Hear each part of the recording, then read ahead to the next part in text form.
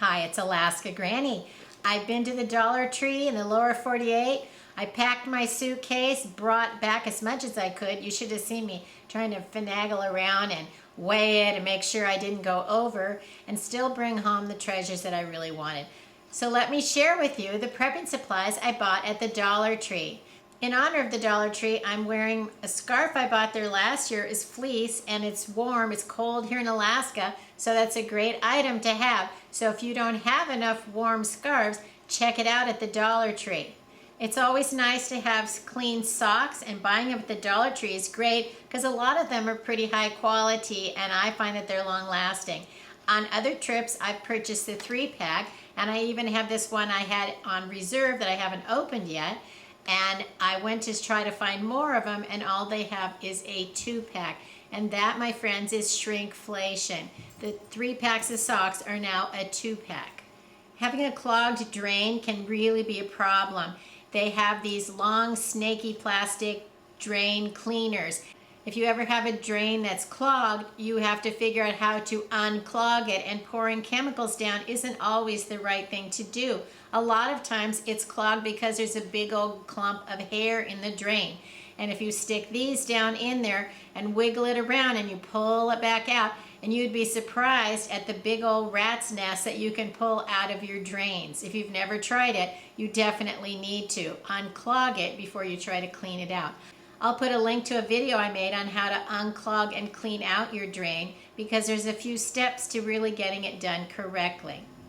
Fall is here, and in Alaska that means spiders and flies. I got a 2-pack of fly swatters, which I can use to get rid of flies and even rehome the spiders if they need to be released out of doors. It's your choice whether you squish them or release them, but a fly swatter can be handy for either of those tasks.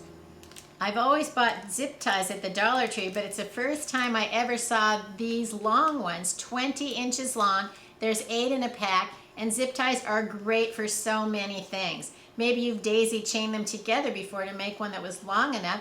Well, now look at the Dollar Tree and you may be able to find the extra long 20-inch zip ties.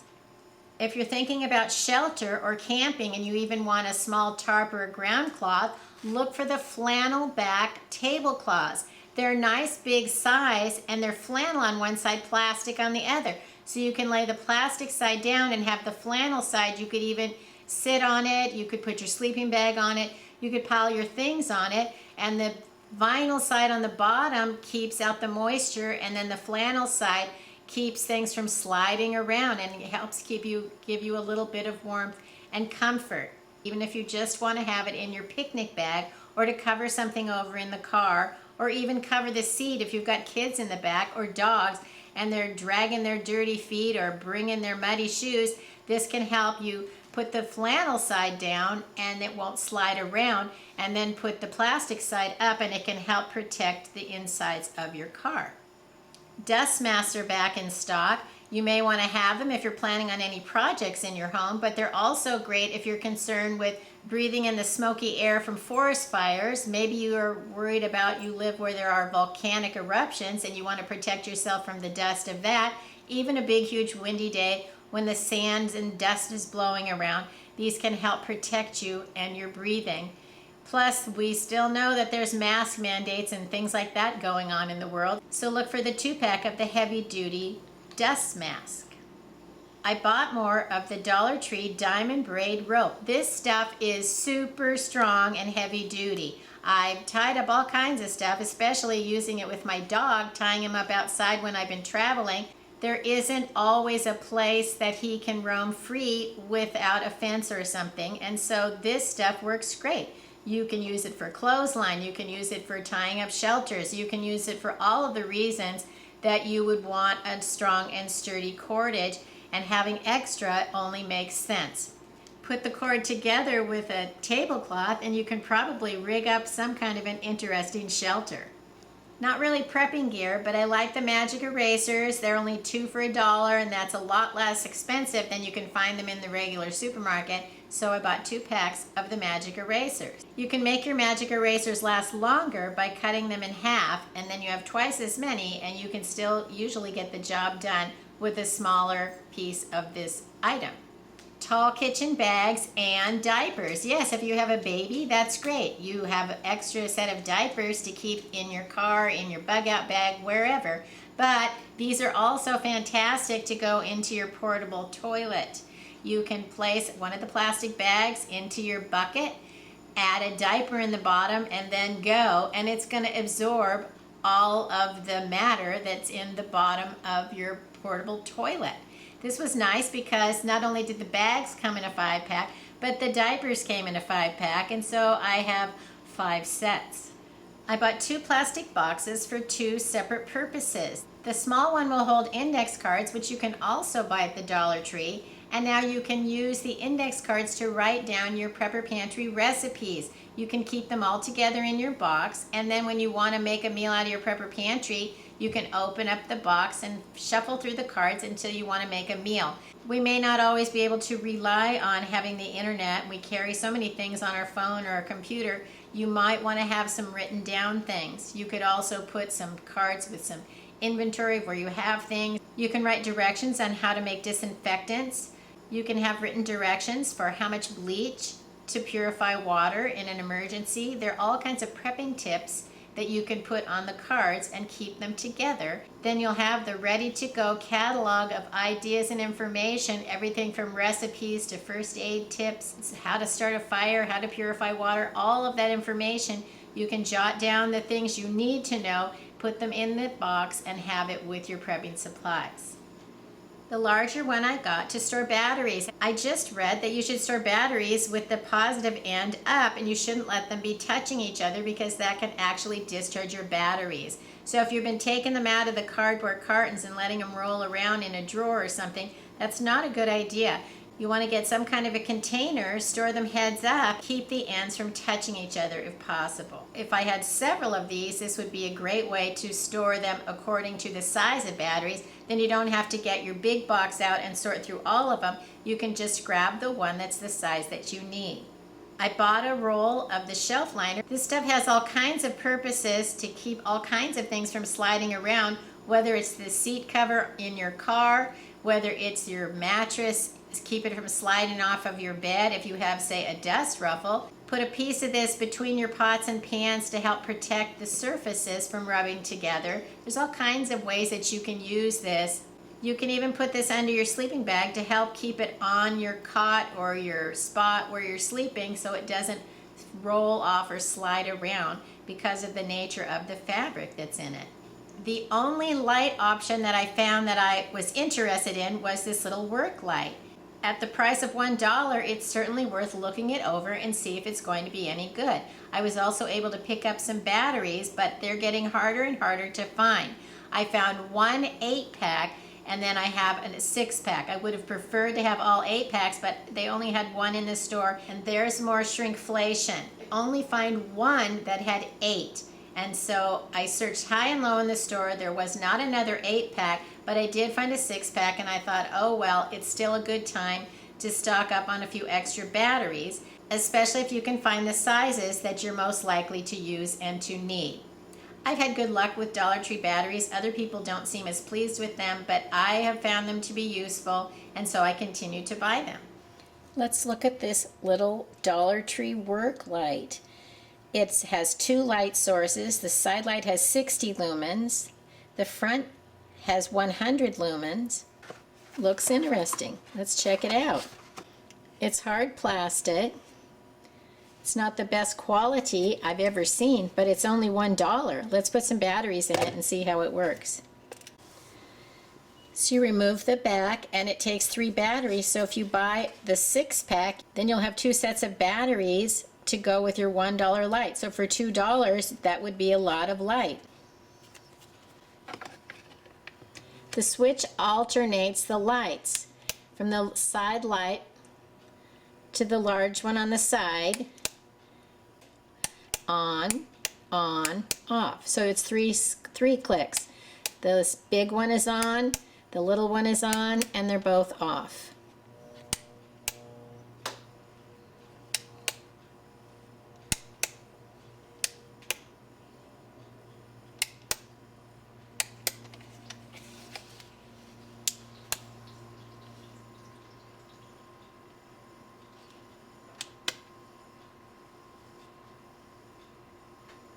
So there's the big one. Boy, that really lights up a lot of space. And there's the beam, like a flashlight.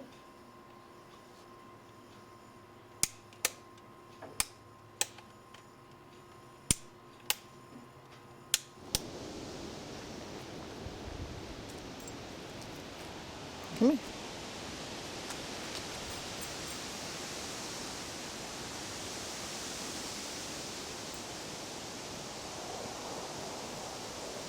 Teddy and I are at a granny camp. I'm taking him for a walk, and yeah, you can see, maybe, you can really light up the night with this. It really does work well as a bright flashlight. Okay, we just came back in, and you can see we can find our way around granny camp. And instead of the flashlight, I can switch it to the actual light. And then we have a light that actually can light everything up, and we can see around. And it's great because it actually is like a room light, so we can get ready to go to bed. We're at a granny camp. Teddy and I are settling in for the night, and it is cold. And he's a little excited because the wind is blowing. So we use the flashlight of this lantern to go for a walk in the woods so he could go potty. And now I'm using the front big section of it to light up granny camp, and it really works great. You put it in one direction so that it's just going forward, but it's lighting up enough of granny camp that I can get into bed. I could cook something if I wanted to. I could even read a book if I needed to. We're having a great time enjoying the end of the season here in Alaska to be out at granny camp before it gets too cold for us to enjoy our time out here. So definitely look for this light, this work light, at the Dollar Tree, because I think it's a thumbs up. It works really well. Lights out, Teddy. Lights out.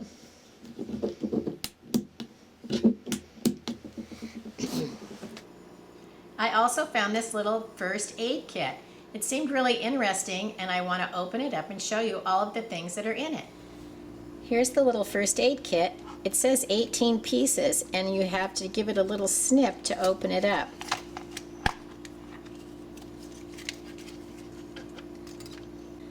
There's tweezers with a little plastic rim around it to hold them together. There's safety pins. Oh, and some of you guys may not have any idea. That's like a baby diaper pin. It has a safety head on the top so that when you pin it through a baby's diaper, it doesn't easily come undone and it won't poke your baby. And you have to open it through that little hole. I didn't even know they even make baby pins anymore. It's a tiny pair of scissors. It's probably not very sharp, but I imagine it would be better than nothing. Yep, they actually work.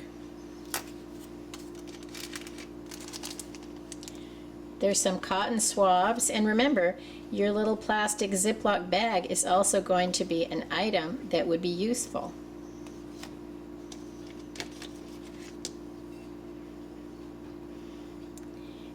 Here's a little pocket knife. Let's see what's on here.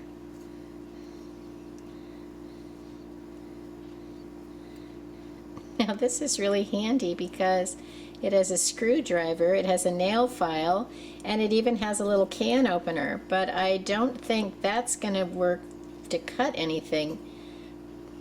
I'm not sure this knife is very sharp. Oh, there. It has a little blade on this side, so you can see.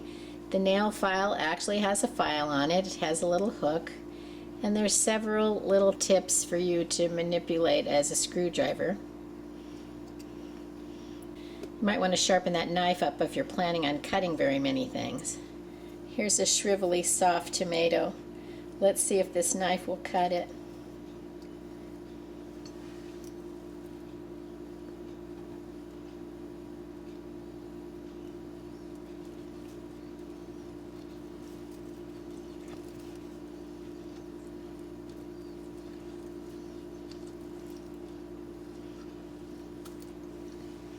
It isn't the best, but it certainly worked. as a part of a kit that only costs $1, that's pretty awesome. And there are a few Band-Aids. Plus the little case is nice. So would I consider this first aid kit worth $1? Absolutely. These might be something to even pick up a bunch and use as stocking stuffers at Christmas time. I would think this is actually better than a first aid kit. It's almost like a survival kit. You could add a few more items and have a really well put together survival kit. It's surprising all of the good little items in this 18-piece first aid kit. Never overlook the trash. I found this little scoop that my daughter was going to dispose of it that was in the baby formula, and it's a 1 tablespoon scoop. This would be great to have and store it with some of your prepping supplies, maybe into your dry foods or whatever. If you want to have an extra little 1 tablespoon measure, you have this available to you. Keep it with your spices, keep it with your coffee, store it with your loose tea, or even some of the dry mixes that you put together. Keep your eye out on little things like this that would normally be tossed out or recycled, and see if there isn't a way that you could use them. Another item I snagged out of the recycling were the little cat food containers. They're little plastic cups. You can run them right through the dishwasher. If you saw my video a few weeks ago for the slug problem that I'm having in my garden, you would fully understand why I snagged these little containers. I'm going to fill them up with beer, put them down in the garden, and then they're easy to spot under all the big leaves and plants and things, so that you can spot them and see if you're actually catching your slugs. I am winning the battle, but the war is not over yet this year. We never know what the future holds, but we know that there are some concerning times ahead. It's a good idea to keep prepping, keep buying a little at a time, even if it's only $1 at a time. Build up your stockpile, get everything from food and water to first aid supplies, maybe some tools, ways to make a shelter, and then be learning new skill sets, new ways to do things, how to use what you have to make what you need. You'll be able to face an uncertain future and make the best of whatever comes your way. If you enjoyed my video, I hope you'll share it with someone else you think might like it. Please subscribe to the Alaska Granny channel.